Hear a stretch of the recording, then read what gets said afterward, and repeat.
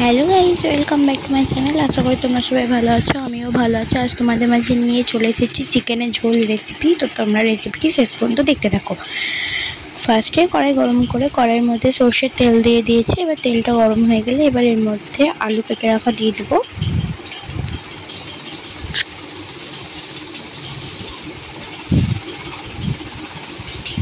এই যে আলুগুলোকে দিয়ে দিয়েছে, এবার সব আলুগুলোকে ভালোভাবে লাল লাল করে ভেজে নেবো।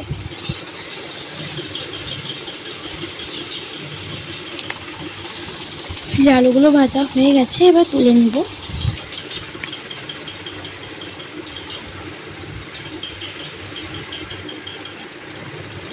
যে আলুগুলো তুলে নেওয়ার পরে এবারে যে মাংসগুলো আছে ওগুলো ভেজে নেব। একবার হালকা একটু ভাজবো যাতে কাঁচা গন্ধটা চলে যায়। মাংসগুলো বেশিক্ষণ ভাজার দরকার হয় না, কাঁচা গন্ধটা চলে গেলেই ভেজে তুলে নেব।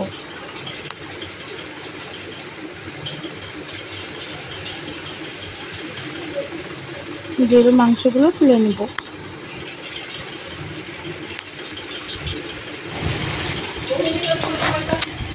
এই যে এবার এই তেলের মধ্যেই দিয়ে দেবো পেঁয়াজ কুচি আর চেরা কাঁচা লঙ্কা।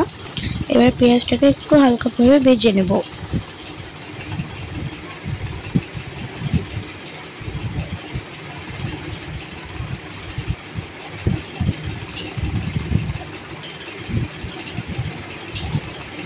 আমার ভিডিওটি যদি তোমাদের ভালো লাগে তাহলে লাইক, কমেন্ট, শেয়ার আর আমার চ্যানেলটিকে সাবস্ক্রাইব করে দিও।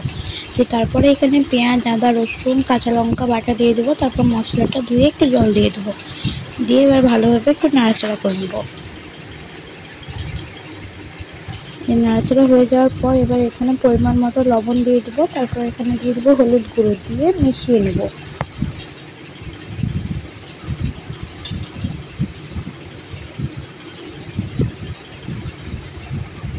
মেশানো হয়ে গেলে এবার এর মধ্যে দিয়ে দেবো মিট মশলা, কাশ্মীরি লঙ্কার গুঁড়ো, লাল লঙ্কা গুঁড়ো, আর এখানে দেবো চিকেন মশলা।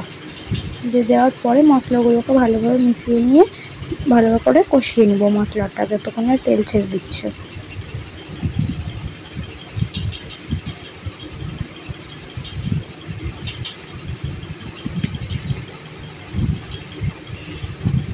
মশলা থেকে তেল ছেড়ে দিয়েছে, এবার মাংসগুলোকে দিয়ে দেবো। দিয়ে মশলার সাথে ভালোভাবে মিশিয়ে নেব।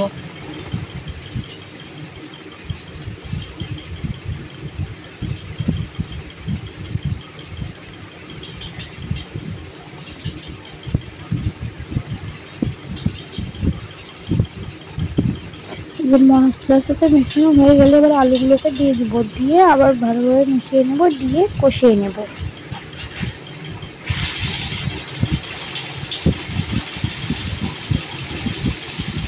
এবার এটাকে ঢাকা দিয়ে দিব 5 মিনিটের জন্য।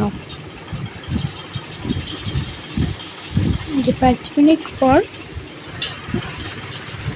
মশলা থেকে জল বেরিয়েছে। এবার এটাকে ভালোভাবে নাড়াচাড়া করে কষিয়ে নেব।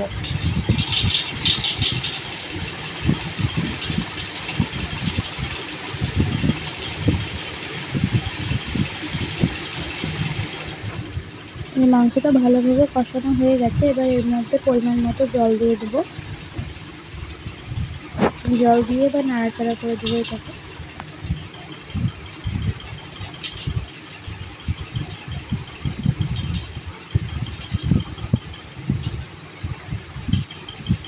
এবার এটাকে ফুটতে দেবো 10 মিনিটের জন্য।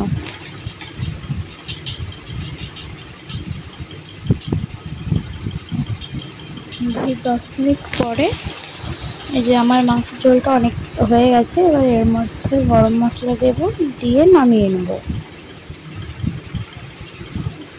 এবার এটাকে নামিয়ে নেব। তো আজকের মতন টাটা, দেখা হচ্ছে নেক্সট কোনো ভিডিওতে।